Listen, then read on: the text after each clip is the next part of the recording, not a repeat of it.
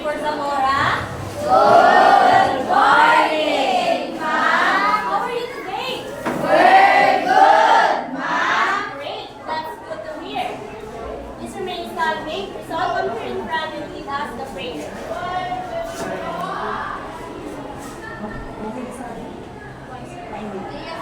Amen. So, before you take your seat, please pick up the treasures that you see and arrange your chairs properly. Okay, you may now take your seat. Okay. So much done. Let us check first your attendance with a little quiz. So instead of saying present, say your favorite place when your name is being called. Do you understand? Yes, Ma'am.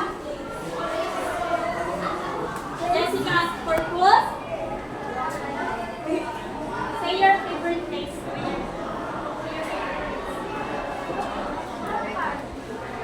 Update 5 bed.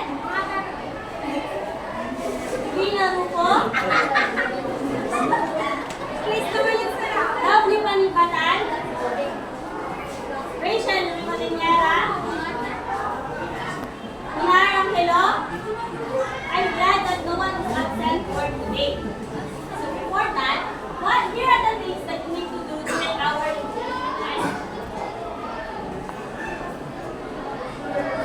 Everybody, Sit properly. Be attentive to teachers while teaching. Keep your classroom clean. Raise your right hand when you would like to speak. so before we start our lesson, please read the different words that I've marked one by one. So everyone, please read. Break. Okay. Statue. Upland. Landmark. Hall. Tourist. Good, so now, class, do you still remember what we studied yesterday? Yes, Ma'am. And let me test you if you still can remember it through an activity game, Choose Me Wisely. So the direction is identify the meaning of the underlined words as used in each sentence. Choose the letter of the correct answer. So we need to follow the rule number 4. What is the rule number 4? Raise your right hand when you would like to speak.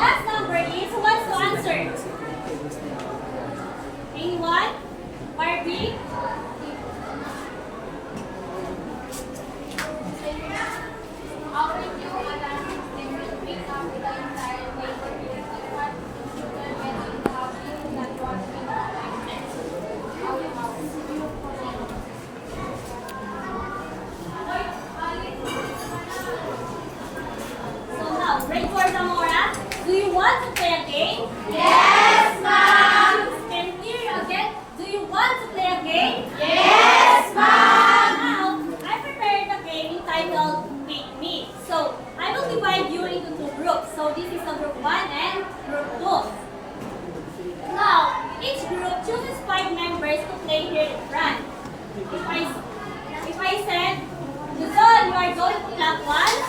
If I said Visayas, you are going to tap the table like this. And if I said Mindanao, you are going to grab the airplane first. Whoever grab the airplane first will take the picture from the box and tell to us what he or she gets from the box. The group in the higher point, is the winner and get a reward. So are you ready, class? Yes, ma'am. Okay. Luzon, Visayas, Visayas, Luzon, Luzon, Luzon, Visayas, Mindanao.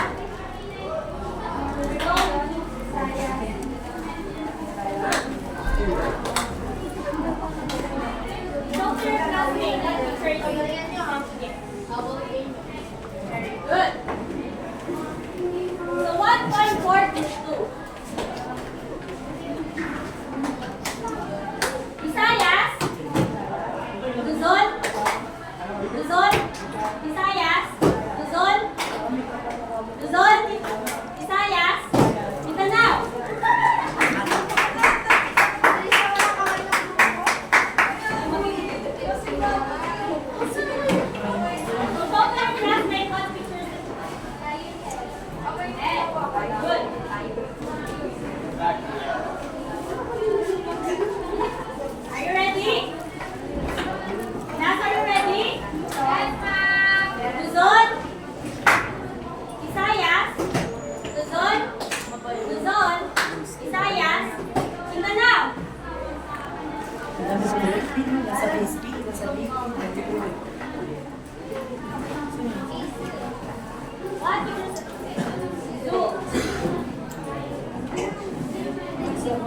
Are you ready? Luzon, Visayas, Visayas, Luzon, Mindanao.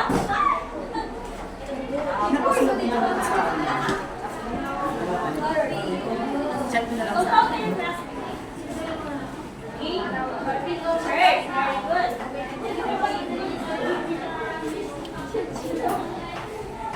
Visayas, Luzon, Luzon, Visayas, Mindanao. So how many points did you get? 4. So the group to is the winner. Okay, class, quiet. So based on the activity we did earlier, what are the pictures that you see? Barbie? The different. What are the pictures that you see? The lion head. Lion head, very good. What else? Julius? B. That's correct. So, do you have an idea what is our lesson for today? No. Our lesson for today is all about the story of a troubled night.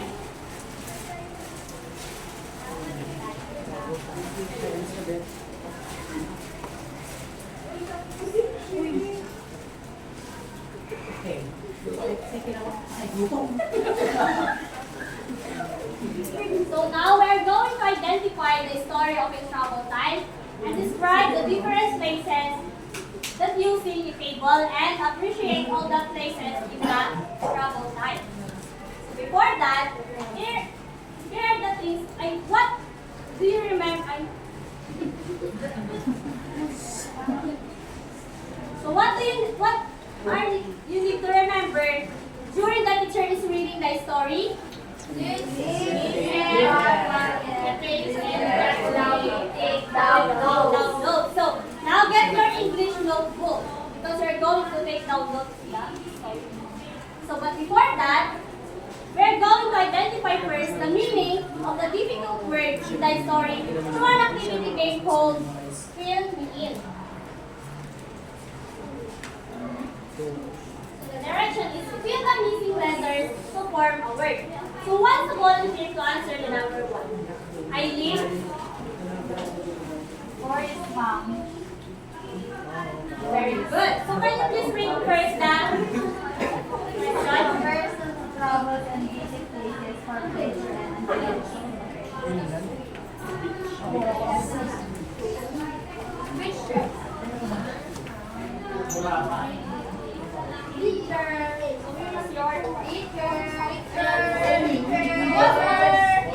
The back. Ruth Danica.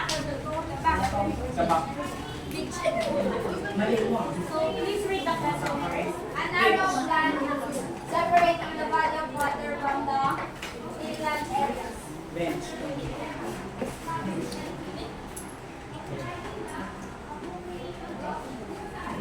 Here's your reward.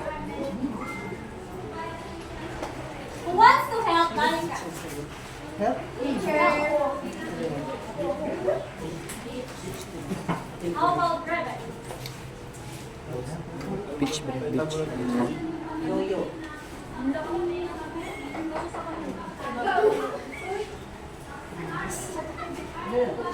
can you please read what's that? Good.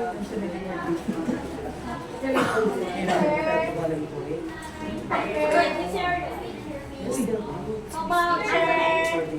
It's a place where animals live in community and are playing for free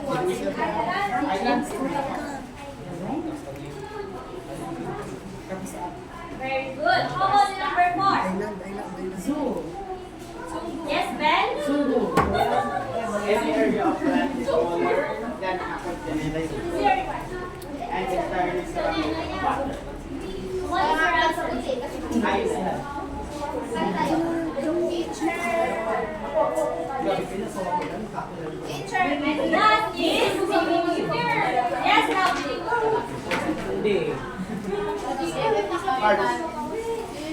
Doon sa kabilang hey, stop here. Lima. So very good, class. Now, here are the motive questions that we are going to answer after I read the story. So, who are the great hero of Mactan Cebu?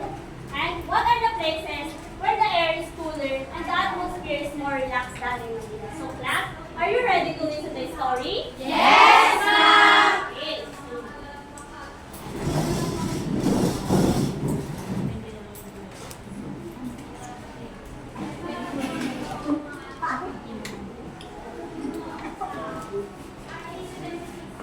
So our story for today is all about travel time.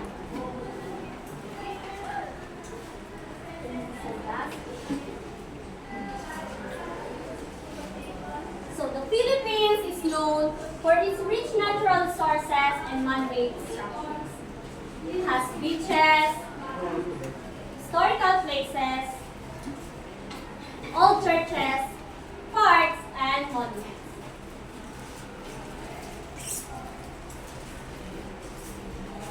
These have become landmarks and make us really proud as a Filipino. Now class, I am going to ask a question. Are you proud to be a Filipino? Yes, ma'am. So very good. So we are going to be proud as a Filipino because it is what we are and who we are. So now, let us proceed in Luzon. So in Luzon, people visit the Pagudpod. Here's the Pagudpod. And Fort Ilucanja in Ilocos Norte, the Heritage Village in Ilocos Sur, and the Shrine of Our Lady of Manawag, the Lamino City, the Handon Island, and the Lingalinggong in Pangasinan. In Luzon, also Luzon are the famous rice terraces in Banawe, also called the eighth wonder of the world.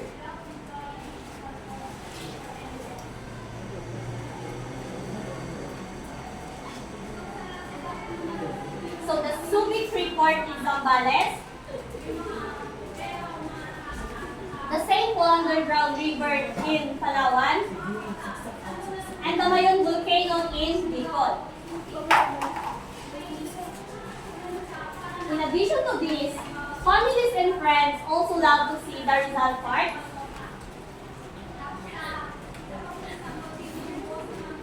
Bonifacio,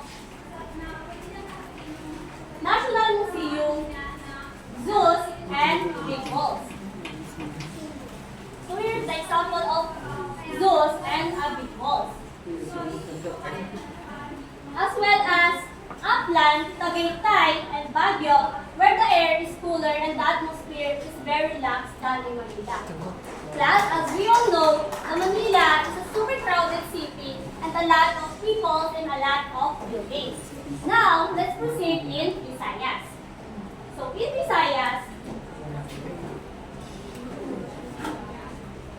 Visayas, Lapu-Lapu, the brave hero of Mactan, Cebu, is all known the first Filipino who fought the Spaniards led by Magellan.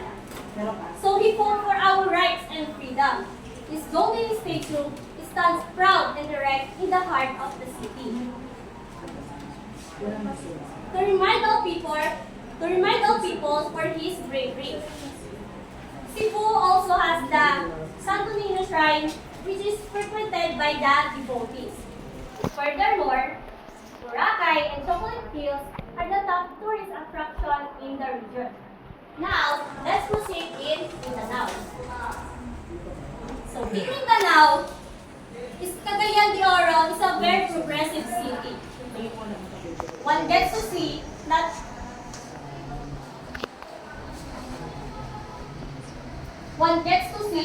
only the modern hotels, big buildings, and shopping malls, but also the vast plantations of pineapples, bananas, and cacao, and many others. So Davao City is a big city. They offer fun and adventure. So Camiguin and Siargao are likewise two of its tourist spots. So class, do you understand the travel time story by Lilibet A. Magtang? Yes, ma'am. Now, we are going to answer the voting question. Who wants to answer the first question? Yes, Ben? Who are the brave hero of Mactan? Lapu-Lapu. Very good. So here is your reward. Kunin mo na naman.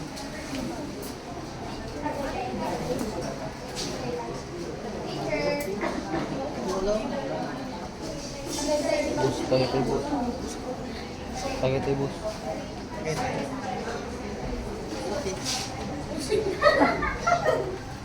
And lastly, Diana.